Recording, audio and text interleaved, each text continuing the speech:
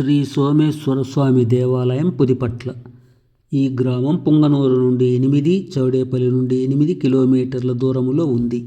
ఈ గ్రామానికి శిలాయుగ కాలము నుండి జనజీవనం ఉన్నట్లు తెలిసే ఆధారాలైన శిలాయుగ సమాధులున్నాయి. పుదిపట్ల పూర్వం ఒక పట్టణంగా, 36 గ్రామాల పాళ్యం కేంద్రంగా, చాలామంది సామంతరాజుల పరిపాలనలలో ఏకిల దొరలచే పరిపాలింపబడినది. ఈ గ్రామానికి అనంతమైన పురాతన చరిత్ర ఉంది. వీరగల్లులు, శిథిల శిలా విగ్రహాలు, శిలాశాసనాలే ఇందుకు ఆధారం. మహాబలి బాణరాజులచే నిర్మించబడిన కోట, దొరల బంగళాలు, దేవాలయాలు గ్రామంపై పలుమార్లు జరిగిన యుద్ధాలతో ధ్వంసమైనవి.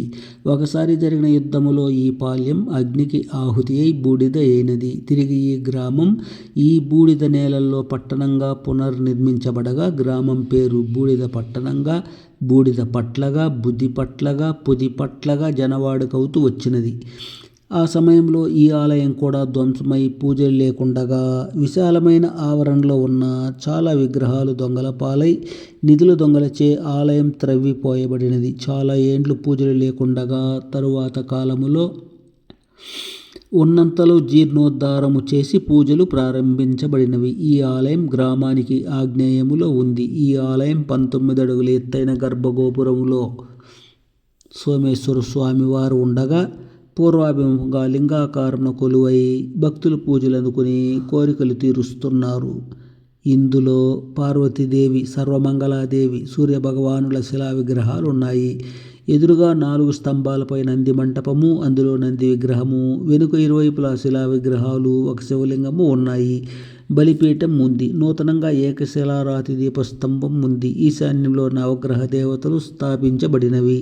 పరివార దేవతల విగ్రహాలు దొంగల పాలైనవి. పూర్వం ఆలయానికి కోనేరు, కొయ్యరథము, పంచలోహ ఉత్సవమూర్తులు ఉండేవని చెబుతారు. ఈ ఆలయంలో స్వామివారిని అగ్నిదేవుడు ప్రతిష్ఠించాడని కథనం. ఈ ఆలయ నిర్వహణ కొరకు భూమాన్యం ఉంది.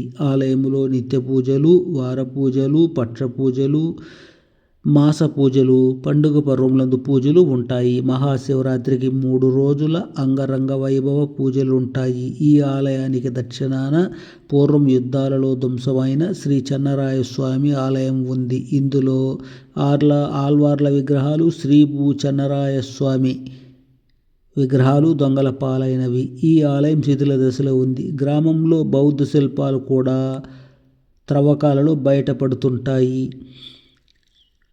ఈ వీడియోను లైక్ చేయండి, షేర్ చేయండి, సబ్స్క్రైబ్ చేయండి.